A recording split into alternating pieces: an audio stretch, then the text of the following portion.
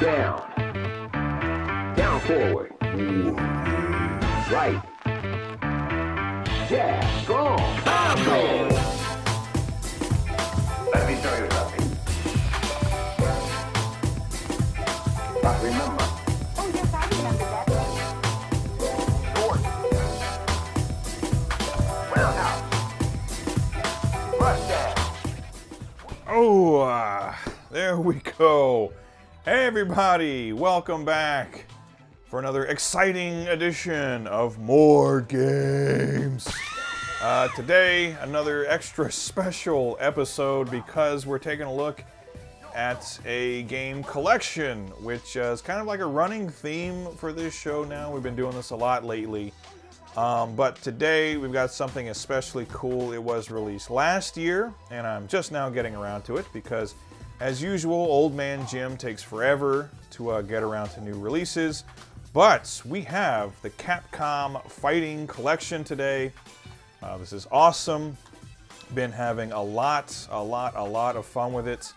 And so today there are 10 games in this collection, so we are going to take a look at all 10.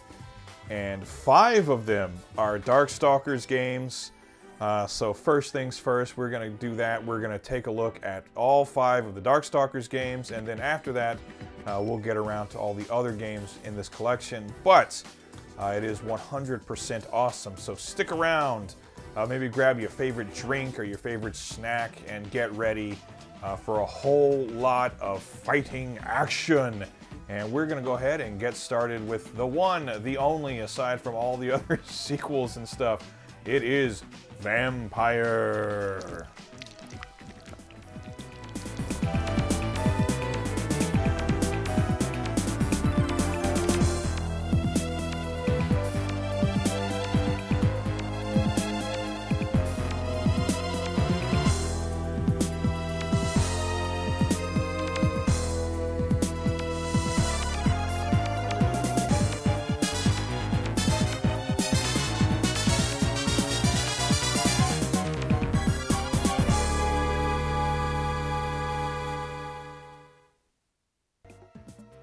Okay, getting started with the first game in the Vampire/Darkstalkers series, and that is Vampire: The Night Warriors, a groundbreaking game indeed, because I believe this was Capcom's first fighting series to follow Street Fighter II. So before there were any Marvel games or Star Gladiator, Rival Schools, any of the other various Street Fighter series that followed, there was Vampire. And to this day, this is still an awesome game, and as a horror fan, it's just a great idea for a fighting game. You take all of those old school monster versus monster movies, Frankenstein versus the Wolfman, or Dracula, whatever the case may be, and give it the gameplay and visual flair of a Capcom fighter. And this is the only game in the series that explicitly states on the versus screen what each character is meant to be. So Dimitri is labeled as being a vampire, Zabel Zarok is a zombie, and Victor is labeled as being a Frankenstein. Which I can already hear the aficionados saying, it's Frankenstein's monster. Yes, we all know that, but who cares? He's a Frankenstein. But this game is awesome. It still plays very well today, even though it's more bare bones than the sequels in terms of the roster and the gameplay. And it's more difficult than the sequels too, or at least it is to me. There aren't as many characters, their movesets are more limited than they would eventually become, but it essentially plays like a game of Super Street Fighter II Turbo with some elaborate, cool character designs and some very nice visuals. Still to this day, I think this game looks great.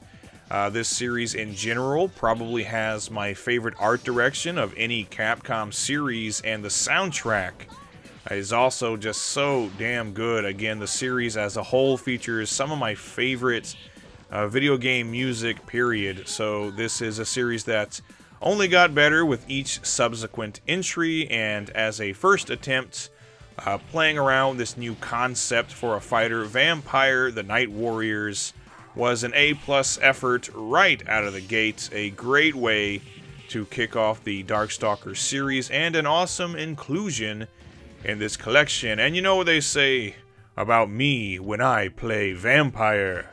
I suck.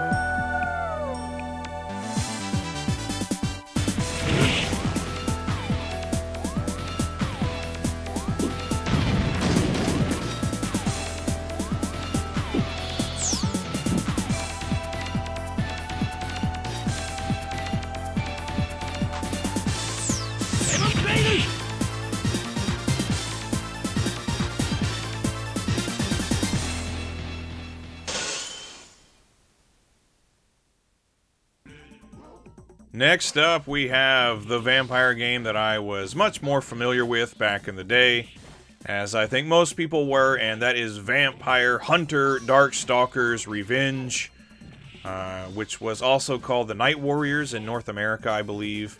And this is kind of like the Super Street Fighter 2 to vanilla Vampire, because it lets you play as the boss characters from the previous game, as well as introducing some cool new characters in the form of Donovan and Lele, and all of the characters have expanded move sets, and the super combo meter has been altered to allow you to save up multiple super attacks. So those are really great updates. Most of the stages and music are recycled from the first game, which, considering how good it looks and sounds, that's not such a big deal, and the new stages and music we do get are really cool. Also, I'll mention this now, I guess, the look of the games in this collection. When you first boot it up, there's this like scanline filter on there, and there are a bunch of different filters you can apply in the options menu. I just turned the filter off entirely to get a nice clean look. My TV is not an arcade cabinet. I don't need it to look like one. I don't need scan lines and whatnot. I just want to appreciate the beautiful visuals in these games, unfiltered, if you will. Also, you'll notice artwork on either side of the screen.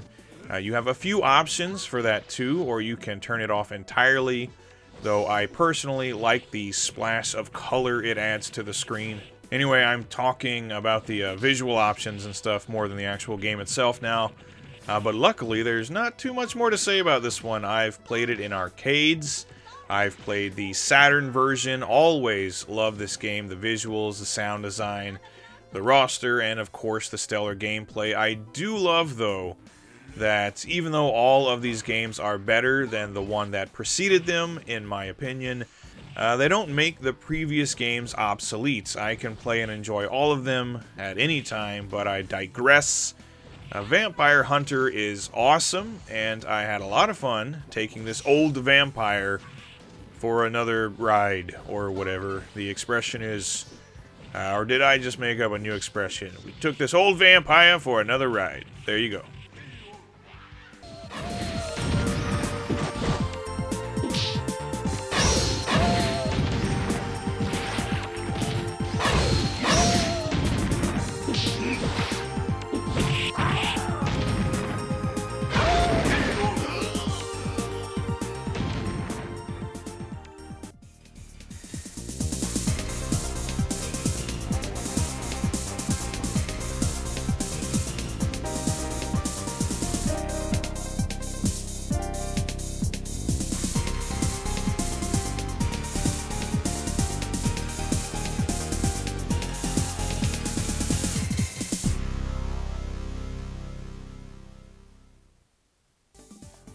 Next up, we have what and I think many people would consider to be the best of the original three Darkstalkers games, and that's Vampire Savior, the Lord of Vampire, aka Darkstalkers 3, and it had been a very long time since I played the arcade version. Growing up, me and my friends played the PS1 version almost obsessively, and then I eventually picked up the Saturn version, which was exclusive to Japan. And going back now to the arcade version, I'm reminded that the console ports actually had bigger rosters with the inclusion of Donovan, Phobos, and Pyron, who were all omitted from the arcade release, but at the same time, we still get all those cool new characters that quickly became fan favorites, those being Boletta, aka BB Hood, Jetta, Lilith, who is a personal favorite character of mine, and of course we also get Queen Bee, which is a character that has always been kind of odd to me, even in a series like this. I never really became proficient at playing as her, but I do find some of her attacks and animations to be kind of hilarious, so at least there's that. But again, this game changed things up quite a bit from the previous games. We get all new stages, which look awesome and feature a lot of cool little details that I always liked, just taking a break from the gameplay and just sort of looking at all the little characters and other various little animations going on back there. Again, love the art direction here, and we get a lot of new music too, which is some pretty mind-blowing stuff. In particular, for whatever reason, don't ask me why, I can't quite put my finger on it, but I always loved the credit roll BGM here. I just think it has kind of a cool, almost sad sound to it, but the entire soundtrack is great.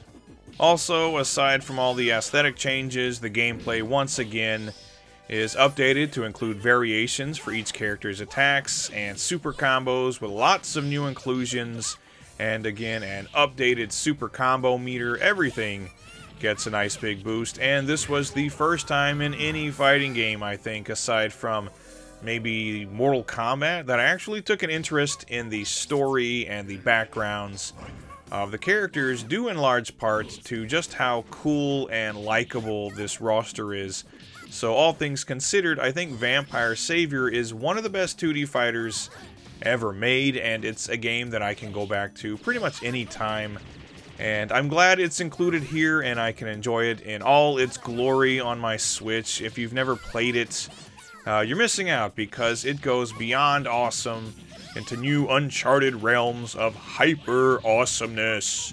Vampire Savior, indeed a true Capcom fighting classic.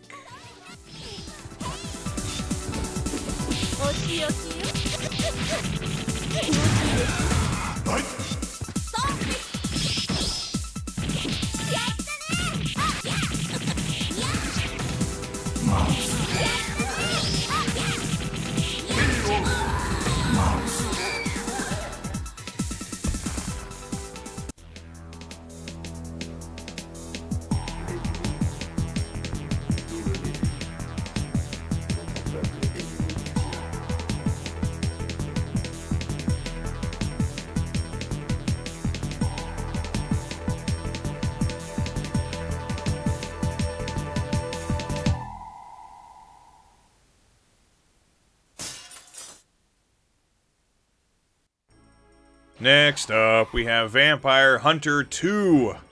And I'm not going to have too much to say about this and the next game, because I pretty much already said everything I have to say when talking about the previous 3 games, and I'll just say that this was my first time playing Vampire Hunter 2, and I'm not entirely sure what its purpose would have been when it was first released, because it's basically just Vampire Savior, but with the roster of Vampire Hunter.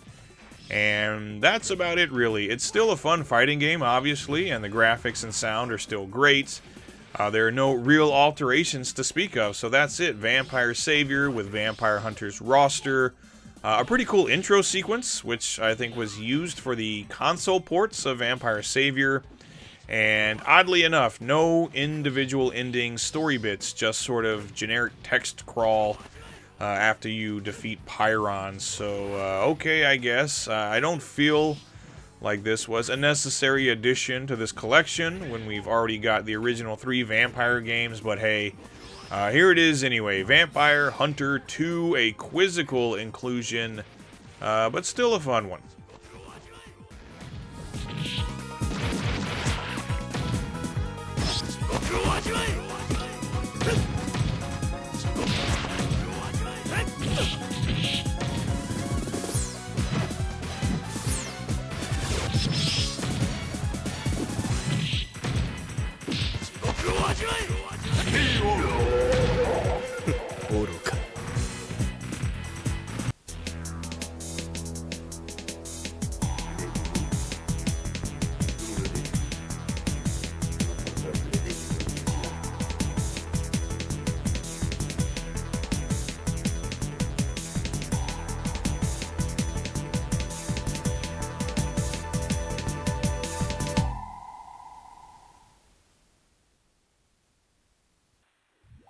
Now we come to the last of the Darkstalkers games included here, and that is Vampire Savior 2. And again, not too much to say, and I don't know what the purpose of making this was. Again, it's basically just Vampire Savior with an altered roster. So you get Phobos and Pyron, but for some reason there are a few characters missing, like Galan and Albath. Not sure why that is.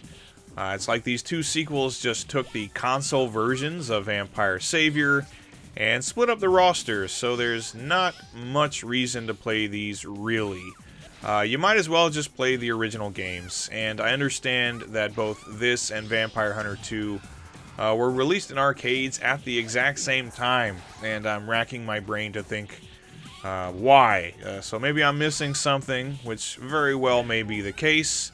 There could be some other deeper alterations that I'm just not picking up on, but honestly, a cooler inclusion here, even though it wasn't released in arcades, would have been Vampire Chronicle, which was a Dreamcast exclusive, and it was basically like Hyper Street Fighter 2, but for the Darkstalkers series. So you had all of the characters from the series, the stages, and soundtrack from Vampire Savior, and you could choose between the gameplay styles of the first 3 games, which was really cool, but alas, it was not meant to be. Anyway, Vampire Savior 2, another fun, if unnecessary, addition to this collection. I can't speak ill of this series because I love it too much, but, we'll just say it would have been cool to have some other games take the place of these two oddball titles, cool as they may be.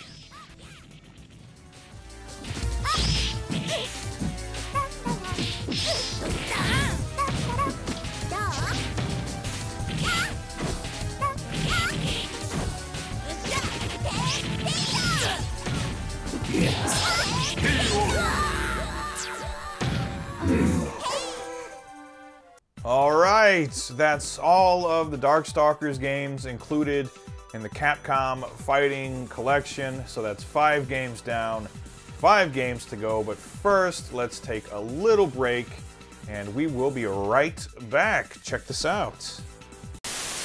Capcom presents.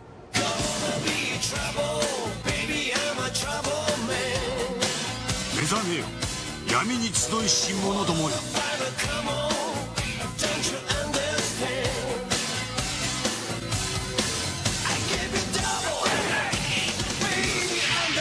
そのバトルは人間を超えた対戦格闘アクションゲーム「ヴァンパイア」プレイステーションに登場。Capcom. And we are back. And before we get to the second half of games in this collection, let's just chat a little bit about that. First things first, I want to say that just like with the Belt Action Collection, there's some really cool bonus materials in here. All the cool like artwork and concept art and things like that. Stuff that you would have seen on like posters or maybe on the side of arcade cabinets or on covers of some of the console ports like the Sega Saturn and PlayStation. That's all really cool. So I'm, again, really happy they included all those bonus materials. Now, half of this collection being Darkstalkers games, I personally feel like the 3 Darkstalkers games, Vampire, Vampire Hunter, and Vampire Savior, great games. Vampire Hunter 2 and Vampire Savior 2, I feel like we didn't really need those included here. I mean, I feel like that could have been used for like maybe some other Capcom arcade fighters from around that time. In particular, I mean, how about X-Men Children of the Atom and Marvel Superheroes, or X-Men versus Street Fighter, or something like that.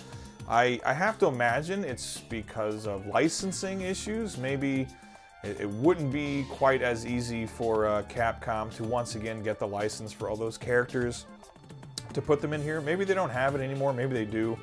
I don't know. All I know is that, yeah, Vampire Hunter 2, Vampire Savior 2, they're still pretty cool, but we already had Vampire Hunter and Vampire Savior. We didn't really need them.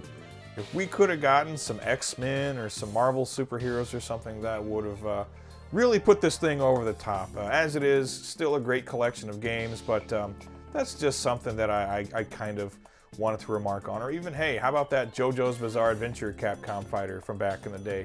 Or some of the 3D fighters, why not? Why not like Plasma Sword or Rival Schools? Those were arcade fighters as well, but I guess they want to go strictly 2D. Whatever, that's just kind of like a rant, a little aside.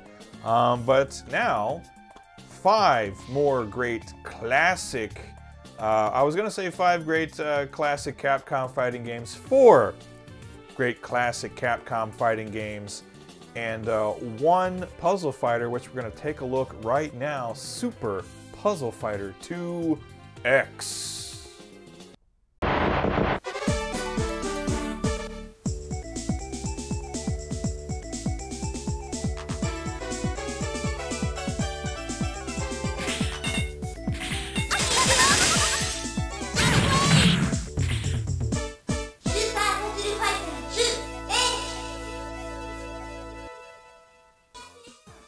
Now we come to the chibi, super deformed part of the video, starting with Puzzle Fighter, which is a longtime favorite of mine. I'm a big fan of puzzle games. Pretty much any puzzle game will do just fine, because most of them kind of run together, if you ask me, right? A lot of falling blocks, sometimes different colors or shapes, sometimes objects all together, different kinds of objects, but pretty much always fun. And Puzzle Fighter as a puzzler is honestly pretty basic. Just match up gems of the same color and clear them from the screen as big of combos as you can manage, so you can send a bunch of junk pieces over to your opponent. So it's most similar to Puyo Puyo in that regard, but it's fun and addictive, as any good puzzle game should be. And if you have a friend to join you, it's also very competitive. Honestly though, this is a game where the characters, the graphics, and art direction and the soundtrack go a long way to increasing my enjoyment of it. The colorful, cute visuals and the super upbeat soundtrack create a nice sort of atmosphere for a puzzler like this, and I'm not sure I'd like this game as much if it didn't have these Capcom characters and recognizable themes and Capcom accoutrements in it, if you will. Also, just as an aside, not a complaint really, but this is the Capcom Fighting Collection, and here we have a game that is definitely not a fighting game. I already said that I would have preferred that Capcom omitted the superfluous vampire games and substituted them with other arcade fighters. And as much as I love Puzzle Fighter, I definitely prefer to have some X-Men or Rival Schools arcade ports to play with. But maybe that'll all have to wait for a potential follow-up collection. Who knows? Regardless, if you like a good puzzle game, as I do, then you will love this one. Most likely, it's Super Puzzle Fighter 2X, and it's just as fun as it ever was.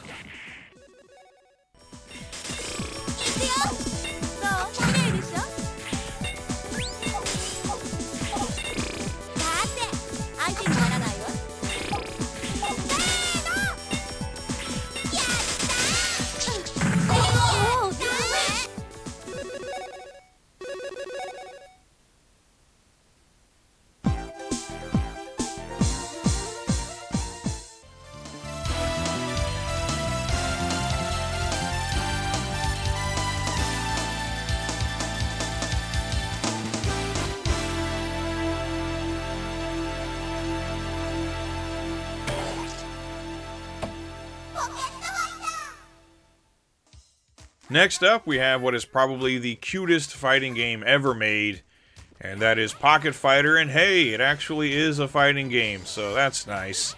I say it's probably the cutest ever because there is some competition from games like Virtua Fighter Kids or maybe like Sonic Fighters, that's pretty cute, right? Bunch of furry little animals beating each other up. But I once again, I gotta digress. I seem to be doing a lot of digression lately. I'm getting very rambly. Maybe it's my mind starting to go. But Pocket Fighter is an awesome game, very fun, and it has a look and sound to it that always puts me in a good mood. It's just a nice game, if that makes any sense. And it's very easy to pick up and play. You get a bunch of Street Fighter and Darkstalkers characters. The controls are very simplified compared to other Capcom fighters, and the gimmick of the multicolored gems carried over from Pocket Fighter is pretty cool. As you pick them up, you increase the effectiveness of your special attacks, and each character also has a couple of super combos, and there are additional sort of stage hazard things that you can use, and even health power-ups, which is a fun addition that I think could really shake up other fighting games. Like, imagine, for example, if in a game of Street Fighter 2, you could pick up some strawberry shortcake and recover some of your health. Never underestimate the healing powers of pastries. Anyway, Pocket Fighter, crazy fun game, super colorful graphics, very lively stage backgrounds with tons of character cameos, and a very good soundtrack that has a nice, upbeat, happy sound to it. It's like Capcom condensed pure joy, fun, and happiness into digital form and gave us the one, the only Pocket Fighter.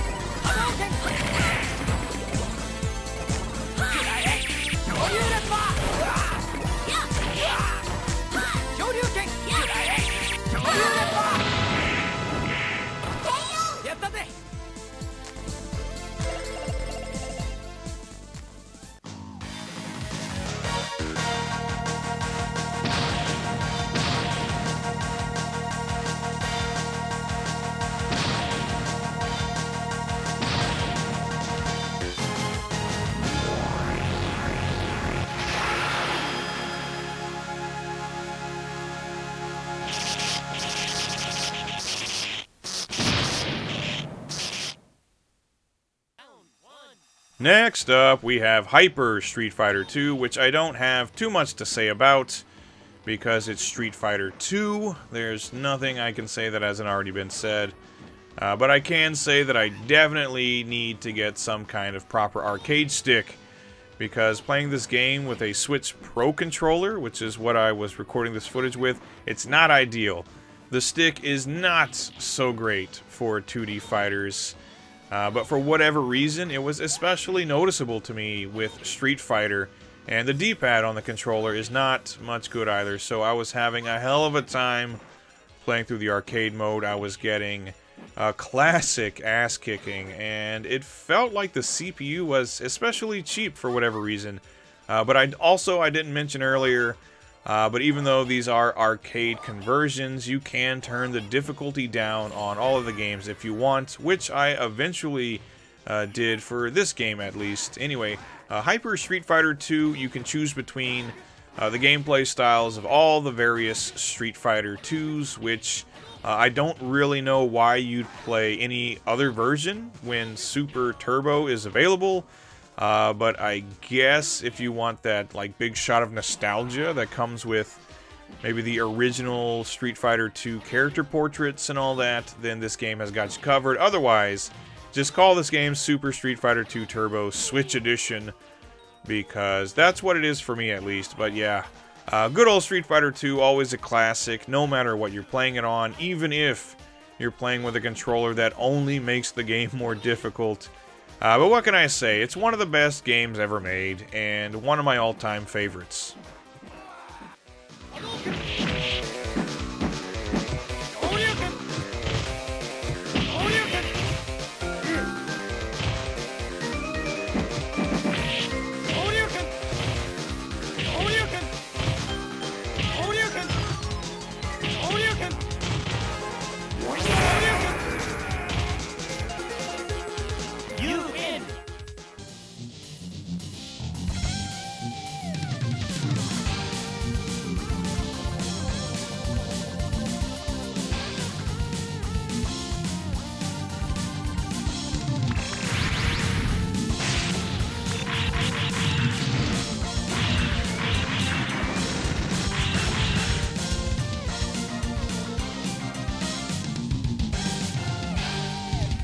Cyberbot.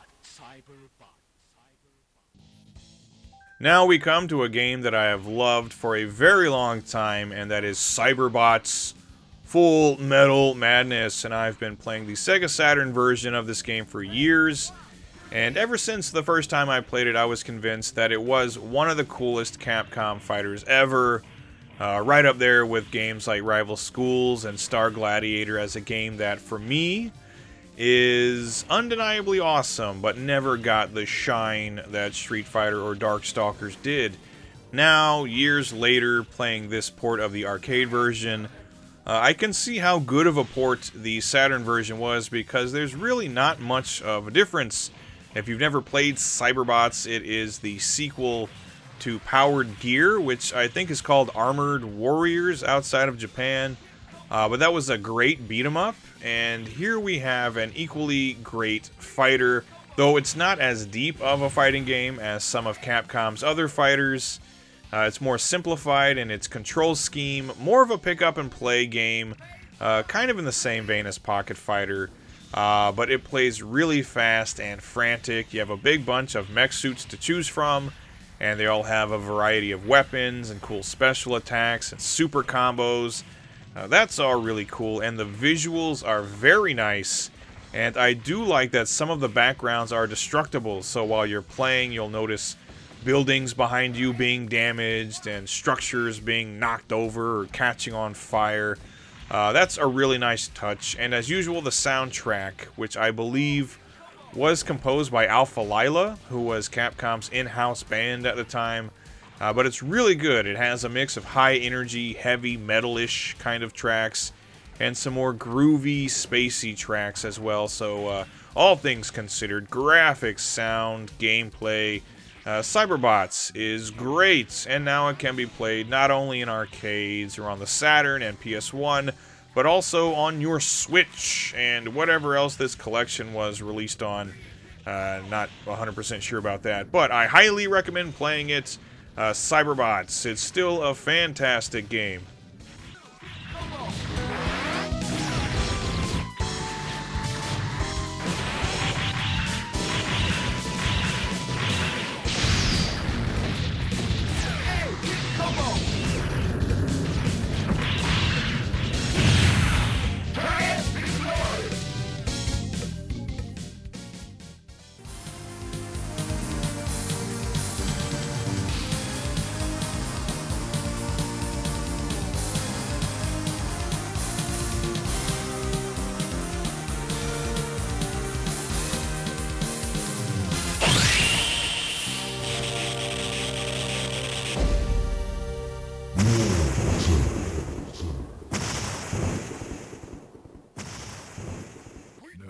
Last, but certainly not least, we have a game that I'd actually never played until picking up this collection, and that is Warzard, aka Red Earth. And this is an interesting game for sure.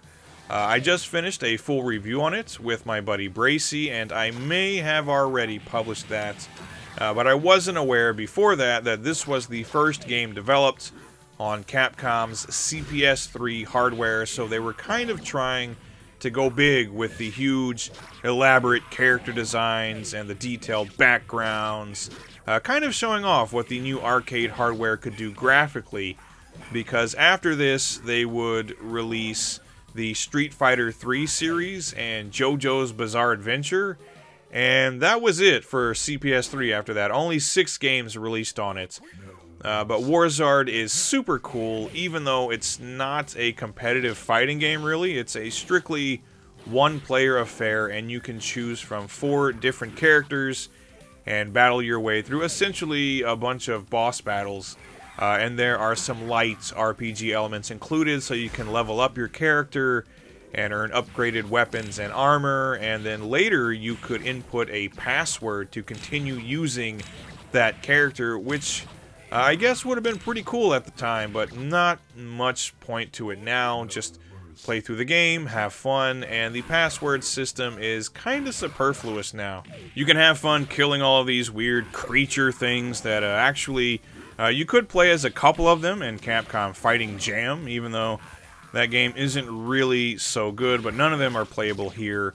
But the characters here are really cool, though. I especially like Leo because he's basically Conan the Barbarian with the head of a lion. So you can chop up enemies, perform Street Fighter-style special attacks and super combos, and even pick up elemental orbs to perform some magic attacks, and bust open a chest in the middle of combat for some point bonuses or health power-ups. That's all really cool. And obviously, this is a very good-looking game. One of the better-looking 2D fighters from the time, if you ask me. The soundtrack, while not as great as Cyberbots or Street Fighter Alpha 2, something like that, it's still pretty good.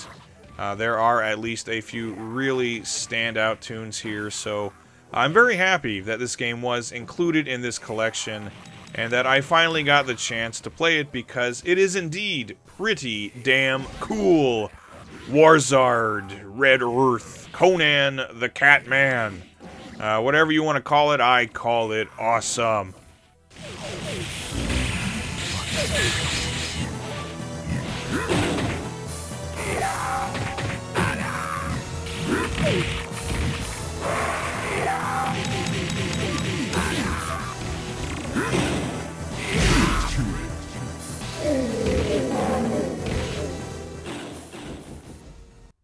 All right, there you go. Those are all 10 games on the Capcom Fighting Collection. A very cool collection, and I would like to see another one like this, that maybe they do a collection of some of their 3D fighters.